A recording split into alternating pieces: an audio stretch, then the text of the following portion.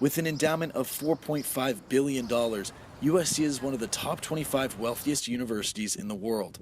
It's known for its world-renowned cinema school, the Trojan Alumni Network, and its financial aid fund. USC has one of the largest pools for financial aid in the country. 2/3 of undergraduate students are receiving some form of it. But some students here aren't feeling the effects of that statistic.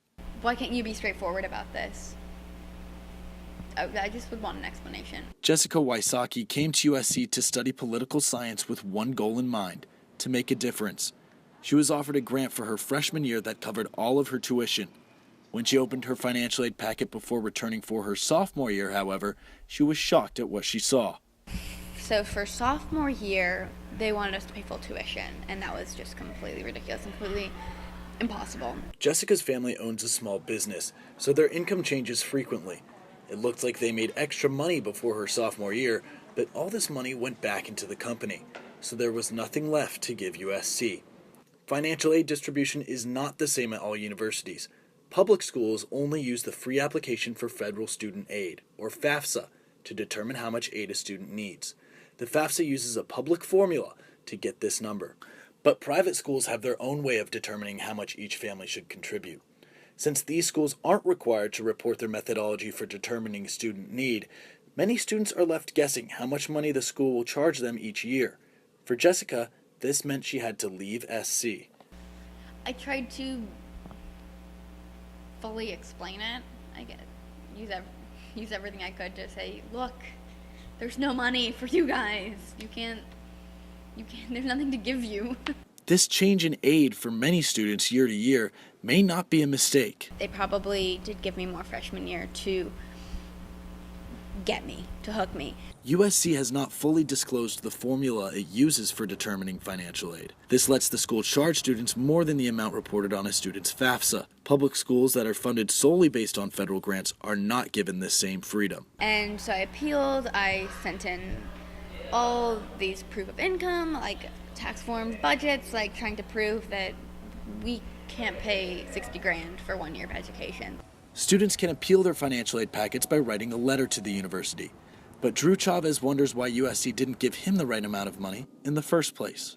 When I originally received my packet, it was not enough. We realized we might be able to appeal it, which we did. I have a sister in school at another private institution with very high tuition.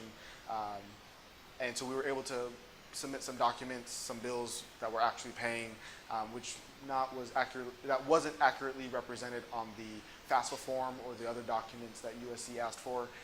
And so we were able to submit it, and they gave it in consideration, and they changed the number, and that number was still a stretch, but doable. USC's Dean of Financial Aid, Thomas McWhorter, says that if a family's income doesn't change, neither will the student's aid. I mean, this is not a routine occurrence for me to deal with a student in that situation. You know, in the last few years, I've dealt with maybe a couple. So I don't see that as happening a lot, but maybe I'm not aware of that. I don't know. But students like Jessica and Drew don't see why the financial aid office is letting them slip through the cracks. And it's such a mystery. It's all just this, well, what's it gonna be? And they're not kind of clear cut. I'd want to go over my file with them. Say, let's go through this point by point. And you explain to me your reasoning and why my mother is now $40,000 in debt to send me to college. Explain that to me. I see a number of students. Some are positive, some are negative. I mean, it's all give and take. But I know that we're graduating our students, and they're getting through. Students can't make the best decision about where to go to college if they don't know how much money they're expected to pay. Schools like USC continue to promote the amount of aid they give, but this aid doesn't mean much to some students who think that the school front loads packages. Eric Ruble and Madison Mills reporting from Los Angeles.